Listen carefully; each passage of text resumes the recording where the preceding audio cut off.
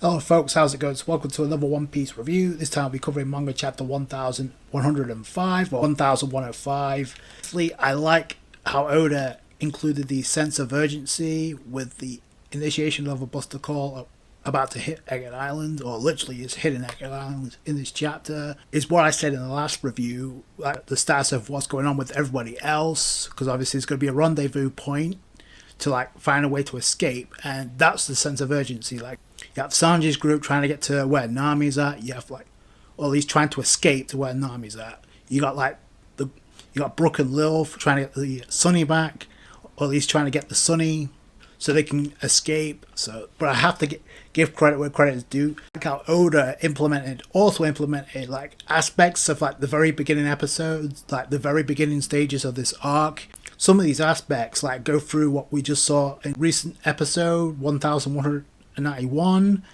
where you get the exploration of the expansion of seeing Egghead Island for the first time. But there's certain things in that episode that kind of like parallels what happens in this chapter. So I gotta give Oda credit. He really made some sense out of like what was at that point a comedy gag, but now it's actually helping out the Straw Hats in a big way, and it could help out Luffy. So I like that. So the sense of urgency was there. I appreciate that. Also making these loose ends at the beginning stages, even though it was a comedic gag, now it comes to the forefront with what we saw recently in the anime, and now how Oda is making it make sense now, letting the Straw Hats escape and going on the path to Elbaf. So I'll get into that more as we go along, but there are some things that I appreciate about episode 1091.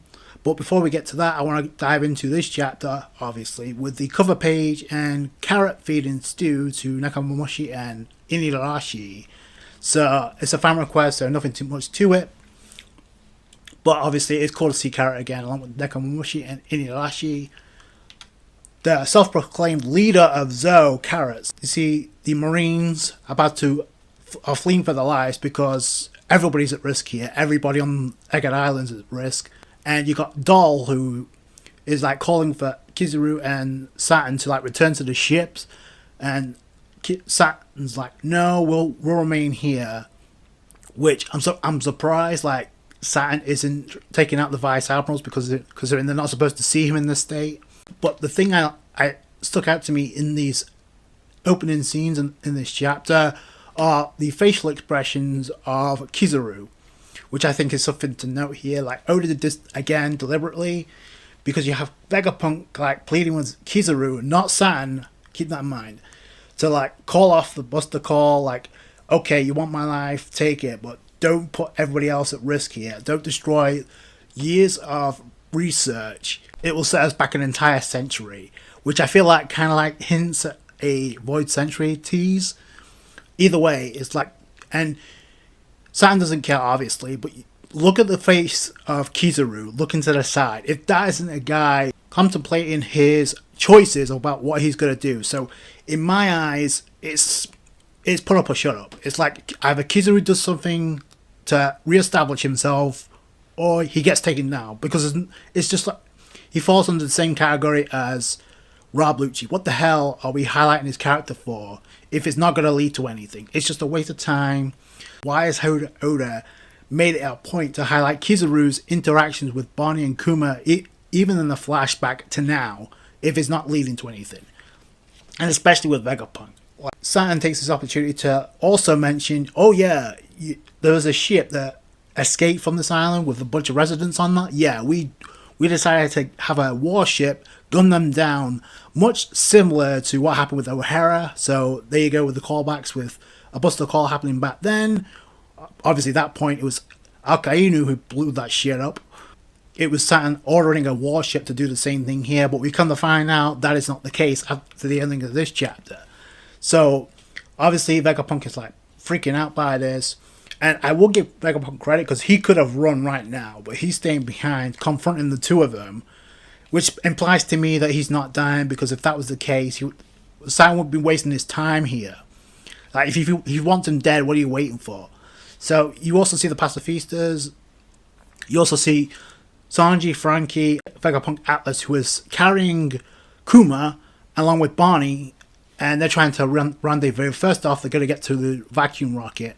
that we've seen before, which turns out to be kind of a mistake here, or it depends how you look at it, but that's their plan, to like rendezvous with the rest. We see Barney is worrying about Vegapunk, and the fact that she is means Vegapunk's not dying. And Sanji's response to Barney, who's concerned about Vegapunk, Sanji's like, don't worry, I won't let anything happen to him.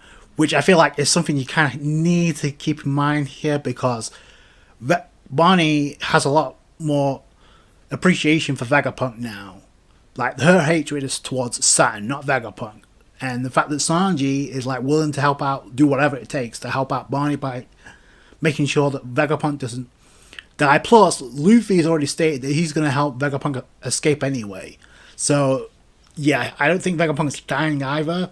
And that's where this alliance, I don't need to harp on it as much as I have to, but this to Labo Stratum with Nami's group, and I love how, first off, I love how Nami's taking charge of the situation. Like, she's not freaking out like Usopp is in this scene. Like, she's giving like key details of what's going on here. In the background, you have Edison patched up. You have Chopper, who, and this is kind of interesting, who's attended to Robin, who's, it looked like she's conscious because you see the speech bubble. She doesn't really say anything. Chopper's like, just get some rest. Use this time to rest up. I will say this, like, Usopp freaking out in the background. Fine, that's always going to be a gag with Usopp, but I feel like just out of consideration for like who's right next to you and could potentially hear this, perhaps yelling about a Buster call is not the best idea, considering that Robin may have, well, obviously has PTSD about that. So I'm just going to throw that out there. I didn't particularly like that, because you would think the Straw Hats would have more consideration about the others. Back in the day when it was first mentioned that the Straw Hats would go to Fishman Island, like, Luffy said to Nami, that's going to be kind of tough for you. So kind of the interactions that I appreciate when it comes to the Straw Hats, so I think that's kind of an empty-headed move by Usopp, employed by Oda. It's just one of those things that kind of stuck out. Like, okay, I'm not too sure about this, but either way, I'm sure it's going to be a non-factor to everybody else. But the cool thing is we get to see Robin again, and whether or not she actually does anything, which I'll get back to because it ties into what happened with episode 1091. But like I said before, I like how Nami is taking control of the situation. She's calm, she's not losing her mind like Usopp. She's actually giving the details, and I don't know who she's contacting right now, but it could be Baroque, it could be Sanji's group, but either way, the first thing that Nami asks about is Luffy okay? Is he with you right now? So I'm just saying, like, it's kind of interesting. That's the thing she asks about. So those who want to implement romance into this, there you go. She's got response like, lost track of him, but don't worry, he'll be fine. But just fill us in what's going on. Nami says that Zoro's still tending to Lucci, which I mentioned in the last review as well. We need to see how that fight turns itself out, if not ends already. And Nami says, this was actually quick thinking, like, they sent Jinbei to help make sure that Zoro doesn't get lost. Not to help him out, to make sure that he doesn't get lost. So I like that, because it implements, like, I think Zoro's obviously going to win this. It's just how he does it. But I do like the fact that it's sending Jinbei as an insurance policy to make sure that Zoro doesn't get lost in this chaos. So there you go. And it does make sense, considering we saw Jinbei by himself since the magic circle, or the demonic circle that Saturn first appeared from when he arrived on this island. They also get word that the Vega Force 1 that was supposed to like carry them, the plan was to carry the Sunny. I know it's been a while, but the plan was to carry the Sunny past the coast. That can't happen considering Kuzuru demolished it. So they need another way to escape. Boy, if only there was another giant mecha on this island that happened to be awake that could do that. Oh wait, there is. We saw it before we went into Kuma's flashback. So I think that's going to be the way they escape. Plus the fact that Saturn, the reason he wants this island demolished is because Vegapunk could be hiding something from him, from the world government, that could thwart the world government. So maybe that's what this is. Maybe this is what it's leading to. I also like the fact we actually get an update of what's going on with Brook. He's with Lilith right now on the Sunny. And I also like how they're using the clouds and Brook's ability to freeze them or to make them solid so they can actually guide their way. So I like how they're including Brook, and they're making, and it could lead to their escape. So in the past 3 previous arcs, Brook has had interesting roles. Like in Whole Cake Island, he confronted Big Mom. Because of him, they was able to get copies of the raw poneglyph. That's number 1. Number 2,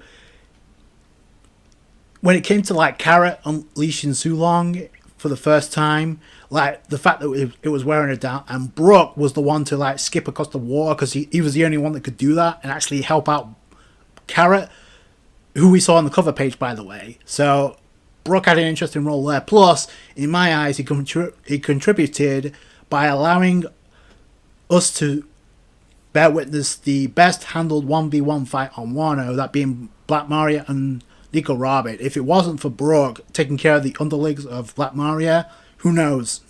But so, I think Brook has to be given his flowers as well.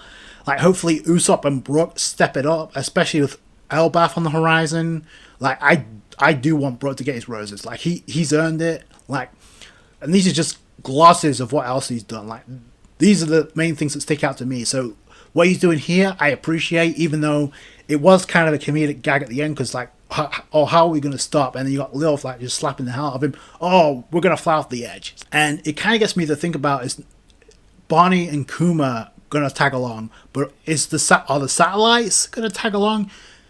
So that's kind of interesting if that does happen. Because we saw Nico Robin and possibly her being the one in that chamber that was being pushed by Nami and Chopper the last time we saw them, it may answer our questions of who that was, even though it looked like she had blonde hair. But I don't know, maybe that's the effect of the healing bed that was being wheeled out by Nami and Chopper. But if that's the case, then that kind of asks the question of where Stussy and York, who, I don't know, maybe the government still need her, or maybe they just don't care, considering they just initiated a buster call. But it's like, I don't know, that's kind of important to make sure she doesn't go off on her own. So that kind of raises the question. Well, I'm kind of curious about where Stussy is. She took the finger pistol from Rob Lucci, but nobody dies in present time to that, so I'm not worried about that. So, and you got to see pacifistas like firing off Kizaru laser beams all over the place as the Buster Call is being initiated, and Egghead, and you really do have to feel for Vegapunk, because Vegapunk's just witnessing this. There's nothing he can really do at this point. So you got the vacuum rocket flying up. They're gonna try and get, I assume, get Stella away. Kizaru comes in with a light sword, slices it. Well, first off, it's interesting to note that the tube they go through, that Kizaru cuts, like it cuts like part of the vacuum rocket as well. So the fact that he was at close range and he only decided to slice it in half, very convenient. Okay, I'm just gonna throw that out there. But they're in open air right now, and the pacifist is about to open fire on by Saturn's orders, like kill Kuma and Bonnie. You got Frankie and Atlas there, and Kuma instinctively, it looks like, grabs a hold of Bonnie to like shield her, but the blasts are about to open fire. They haven't fired yet, so. And even if they do, they're not dying. Again, I've given you plenty of reasons why that's not the case. And the anime kind of set fit to remind us of some of those factors that I'm going to point out. But so they've got nowhere to go. Sanji is like, I'm coming Bonnie-chan, so I don't know what Sanji's going to do, if he's going to block the attack. He could skywalk, but boy oh boy, it's like Kuma could do something to warp them out of the way as a last-ditch effort, maybe. It would not be a cliffhanger without seeing what happened to Luffy. Like I said, he was absent in the previous chapter, and he's finished stuffing his face. He's full, and I love how, again, I'm going to tie this back to the episode in a minute, but I love how Oda had this play into the ending of this chapter, feeding himself from the vending machine. Like, it didn't cross my mind because obviously of the situation. We didn't really know what location they were at, but Oda's a genius for this. Like, he fed himself through the vending machine that was introduced recently in the anime, and that's how he fed himself. So I kind of questioned, like, who's feeding him that? And we didn't really realize the location they were at. So I love how Oda played with our expectations there. If you got that right, shout out to you. But I don't know. I just, like, for some reason it didn't cross my mind. But I do appreciate this. he's full, so either he's going back into gear 5th because he's not. I mean, those bullets aren't going to do shit anyway, so he's either going back into gear 5th or we're going to see Tankman again because he's full. So brace yourselves either way, because those fire are getting taken out. Whether or not he does anything post that, I don't know. But again, we get a cliffhanger with this chapter, and the warship that was ordered to take down the ship that had the residents of Egghead Island escape was blasted down by an unknown source or an unknown group that was like, and the caption reads, "He has to know that they're heading for Egghead Island." That's the hook as the chapter comes to an end. So someone is there. They prevented from that vessel that had residents of Egghead Island needlessly being killed, like happened on O'Hara. That was prevented. So to me, it's either two choices. And now I will go over. There are some people that think that maybe Smoker is responsible for this. Listen, I'll be the first one to tell you, I don't have a problem with that, as we haven't seen Smoker. So the only kind of question mark is, you want to include him now when he's been a non-factor this entire arc. So plus, what does he like? Yes, there are members of Sword, but we found out like those who have joined Sword can attack. They can attack a Yonko if they wanted to, and the world government and the Marines are not accountable for their actions. Like, they don't have to take responsibility for that. That's on them. Like, that's what we saw with members of Sword, along with Garp trying to get Kobe back from members of Blackbeard's crew on Teach's turf. Like, it's Yonko territory. So you just can't do that. Just like how Raul Lucci thought he can pull up on Luffy without authorization. No. Like, so he couldn't wait and he got his ass kicked. So it could be Smoker, but I don't see what the point is now. Like, the only two things, and I can see how maybe people think it's Blackbeard, but why pirates belonging to Teach care about a warship targeting a pirate ship that's full of innocent people. Like, I don't think they would care about that. Plus, if that's the escape vessel that got away from Egghead Island, then it depends on how far away that vessel got before we figure out it's members of Blackbeard's crew. Like, is it Katarina Devon or Lafitte? There's a theory going around that possibly Doll is Katarina Devon in disguise, which would be a cool idea, and it wouldn't make sense. But they've been hanging around like since before Kid versus Shanks, so I don't know what relevance that has. The only thing that makes sense right now, because it has ties with what happened to O'Hara, is the Revolutionaries. I'm just going to throw that out there.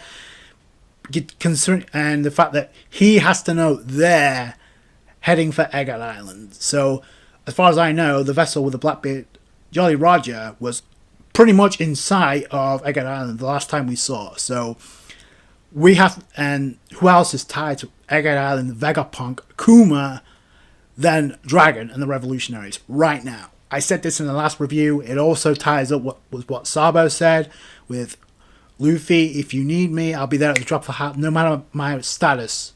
So that could play a role. Oda has to tie all these loose ends together. Like the whole thing with Vivi, and Sabo has to tell Luffy about Vivi being a D. That message was laid by Cobra, so that has to play a role. That's one way you could do this, and because I feel like that could be the way to go. With Dragon and Luffy, we could get that reunion. We just don't know when it's going to happen. This is the chance for it to happen. Like I said, it's not just going to be Kuma and Barney. Why not tie up that loose end? So there's a number of different ways this can go, but I'm leaning towards the Revolutionaries right now. Like, those other two options could be in the works for Oda, but like I said, I love how this chapter has tie-ins with what we saw recently in the anime, especially with episode 1091. There are certain things that I do appreciate about that episode. Number one is we got the introduction to 3 of the satellites in the anime, but I do like how, like I said, the personality of Lilf goes hand in hand with Nami. I said that when that chapter dropped, so I'll say it again. So there's a 2-piece in a pod, so if there is going to be an alliance with the satellites, that's chemistry, that's interaction that I can appreciate, because they're both the same they're both out for treasure. So there you go. So that's just one aspect. We also get introduced to Shaka and Atlas, and I also like in that scene they also hyped up Zoro and Nico Robins. Like they're not sweating bullets about these sea beasts like surrounding them. They know they can kill Luffy at any point, and Shaka points that out. Zoro is very calm, cool, and collected, and to the point where he's like, "Hey, you're gonna follow our demands, Lilf." So I love that. Again, that was something that was highlighted in that chapter, like the double panel shot of Robin and Zoro being hyped up. Zoro has been hyped up for this arc. Robin has had a chance to shine when it comes to a character in the manga, and to the point, we're close to getting to that episode, by the way. So I can't wait to see the subtle distinction in the voice actor for Robin and how that's handled, because it's very subtle, but obviously it's an emotional scene. So I can't wait to see how that's handled because that's coming up very soon. But as far as like getting a 1v1 fight against, well, it looks like she had a fight, but it's been off screen against York, and to the point where she's immobile right now. My biggest concern was like the fact that Robin was nowhere in sight, and she was already like wounded from a fight. But with members of the Blackbeard Pirates, like I was worried that Oda was just gonna like have her be a damsel in distress when we know she can take care of herself, but we don't get to see it all that often. And just for her to be like captured again, like, no, I wasn't aboard with that. So I'm glad that she's like with the rest of the Straw Hats right now, not by herself.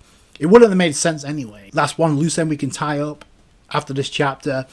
So that may play a role. I hope it does. Like if Robin's regaining her strength, maybe she can contribute something, because this is a Buster Call and she happens to know a lot about that. So we got the interactions between Barney and Luffy now, and can I just say I love it. I love how this episode was like, how it was handled from beginning to end. Like I said, the introductions of Shaka and Lilf was handled great, made Robin and Zoro look like complete bosses, like not giving a shit about the situation at all. I love the interactions she has with like Luffy, Chopper, and Jinbei. Like there's two different dynamics. We get to see the comedic side. The thing I appreciate the most, they expand more on her personality. Like we know she loves to eat, but it's like the Straw Hats to the point where even Luffy's like, oh wow, you like to eat a lot. And of all people, like coming from Luffy, that speaks volumes. Like I said, the interactions with Barney, Luffy, and Chopper, especially when they comes to like the holograms and then finding the vending machine and then finding the real food, like all the interactions when it comes to like the comedic side was handled great. But to me, and this is like certain things that stand out the most, is like before then we get the serious side of Barney where she's talking about Kuma. Even though she doesn't name drop Kuma, we actually see visuals of him, and I like this touch. Because at first, Luffy was making light of this, and then Barney, very angrily, understandably so, is like, no, because he's lost his humanity. He can't even think, he's nothing but a killing machine right now. And then after this, Luffy apologizes says bogey, but then after Barney corrects Luffy, he literally says, sorry, Barney.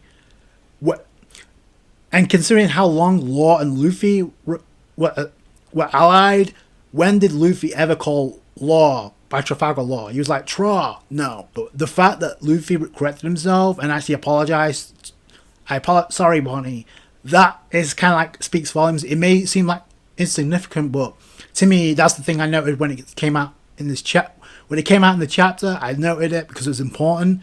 I knew it was going to be important going forward. There was just a different chemistry between the two. That, yeah, Bonnie was going to fill the role that Law. So, because Law disappeared from the role that Bonnie is in right now, and I said that was going to be the role Bonnie's in. Two supernovas aligning themselves together to take down a common enemy. That was what happened with Law. And by the way, even after he took down Doflamingo, which was the source of his hatred and his revenge to begin with, like he wanted revenge against Doflamingo. What happened after that? Did he disappear? Did he go off on his own? No. He stuck around to help out take down two Yonko alongside Luffy and Kid. You see like the Luffy and Chopper climbing up. You see there's a shot of them opening up the sewer, and what looks to be that shot represents the sun glowing off Barney. You see the changing expressions of Bonnie. Like, the facial expressions when it comes to Bonnie in this episode were very noticeable, especially when she was talking about Kuma. And then you see the shot of the light, which to me is referencing the sun, which is synonymous with Nika. I don't know, like that was deliberate. So we know that's going to tie in with some point because Bonnie did the same thing in this episode that Saturn did 2 chapters ago when they had inner monologues. When in Saturn's case, he says like, "Oh, she hasn't been influenced by Nika's powers yet." That was an inner monologue. And in this episode 1091, we had Bonnie name dropped Sabo in a monologue. Why even have that if it's not going to be relevant later down the road? Like, I think that's going to be kind of important to Luffy, don't you? Shout out to the anime studio for like potentially teasing Luffy's next mode whenever he unleashes Gear 6. So I guess here it is. It's like Luffy Gear 5th opening up the 8th gates. There it is. So that's the crossover between One Piece and Naruto confirmed. Like, come on! It's like you see this shot and you don't automatically think of Mad Guy opening up the 8th gates. So I don't know. I'm just saying. Like, this goes back to how Luffy fed himself in this chapter, and previously it's like Atlas said if I could move, I would help you out, but she couldn't move. And I didn't really understand what it was, but now we know what Luffy did in this chapter. It makes perfect sense why she would be the one to say that, considering it was Atlas that punched Luffy in this episode that made it impossible for Bonnie, Luffy, Chopper to eat at all. Because if it wasn't for Atlas getting enraged about being called a hologram, Luffy would not have been able to feed himself. Like, so I feel like kind of goes hand in hand, and this is what I mean by Oda making certain things that's happened earlier on and having them actually mean something now. So I appreciate that. Like I said, whether or not Luffy goes into Gear 5th again or whether he goes into Tank Man, which to me I think that's more likely, considering I don't think Luffy has that much stamina left. So just watch out for that. But the anime did a wonderful job of like highlighting her personality, while at the same time it blends so well with the Straw Hats. Her chemistry is rock solid. It's like, if she wants to be an ally to the Straw Hats, it's there. So not a member, she doesn't have to join the Straw Hats, but she could become an ally, which is what I've said all along. So, and the anime is like getting you accustomed to that. We saw this in this chapter involving Sanji. We've already seen it with Luffy. With the facial expressions with what we got with Barney, I can't wait to see how they handle Robin when they animate chapter 1066. In my honest opinion, when that chapter came out, that was chapter of the year. Easy. So I can't wait to see how they highlight that. Chapter, like I said, Oda up the tension. Obviously now with the Buster Call. But now with this escaping vessel being saved by this unknown group right now, with the warship being blasted down, a lot of people are going to speculate. Like I said, the strongest possibility right now is the revolutionaries. Could it be somebody else? Sure. But we're going to have to wait and find out for that. Let me know what you guys think down below. Solid chapter. That's going to do it for you guys. Thanks so much for watching. Like the review if you did it, thumbs up. I appreciate that. I appreciate all you guys' support when it comes to these One Piece reviews. It helps out a lot. Can't thank you enough. Subscribe channel for more One Piece. Catch you guys later. Thanks, guys. Bye.